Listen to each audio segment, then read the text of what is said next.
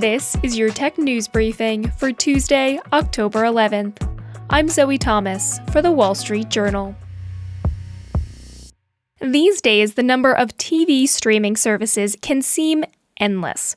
Netflix, Hulu, Disney+, Apple TV+, and on and on. And now, adding to those choices are bundle options, packages of multiple streaming or other services offered for one monthly fee. If it sounds familiar, that could be because the platforms are taking a page out of the playbook of the old cable bundles, but with a few key differences. Here to discuss those and why streaming giants are taking this route is our deputy media editor, Jessica Tunkel. Hi, Jessica. Thanks for joining me. Thanks for having me.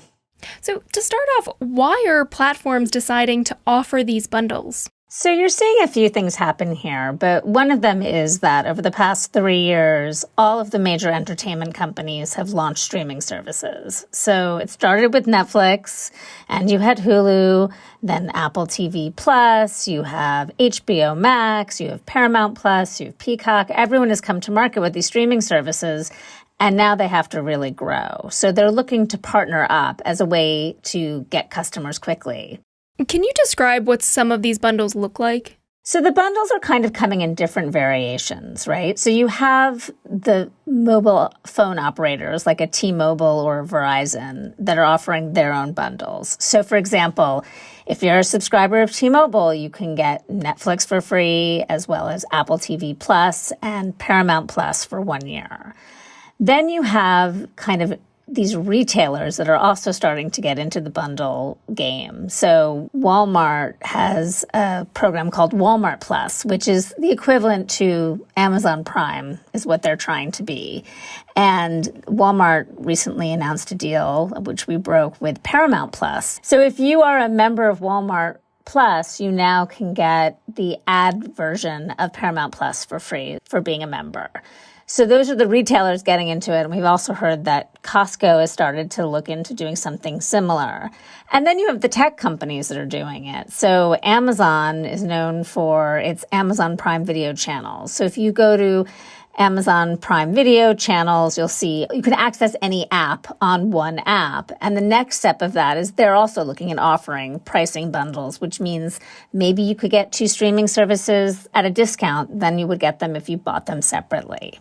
You mentioned, phone services, retailers, tech companies that are all offering these bundles. I guess, is that what makes it different from the old cable bundles that we're maybe a little more familiar with? I think that the thing about the cable bundle is that with cable, you were talking about over 100 channels, right? I mean, easily, for well over $100 a month. And people didn't like it because they were paying a lot of money for a lot of things that they weren't watching.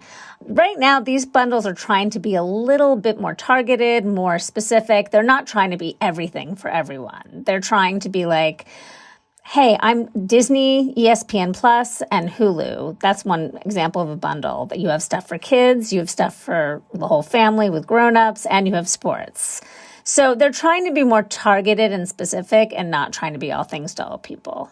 Financially, how is that shaking out for the streaming platforms? So these are pretty complex deals to come about. First of all, the platform pays the streaming service. So, for example, Walmart pays Paramount Plus $2 to $3 per subscriber that actually activates their service.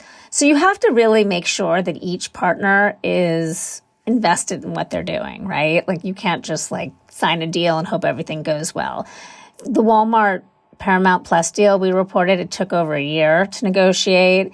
Each company came in with what their marketing agenda would be, what it would look like. Walmart is marketing it in its stores. If you go in, you see, Paw Patrol and Top Gun and all of their TVs. So these are pretty complex deals that involve various parts of the business. Because the thing is, when you go into these deals, you're not going to get as much per subscriber as if they were paying full price. But your hope is that the volume will make up for that. And then if you have an ad-supported service, you'll make up revenue through them looking at more ads and buying products and so on. What does this all mean for customers then?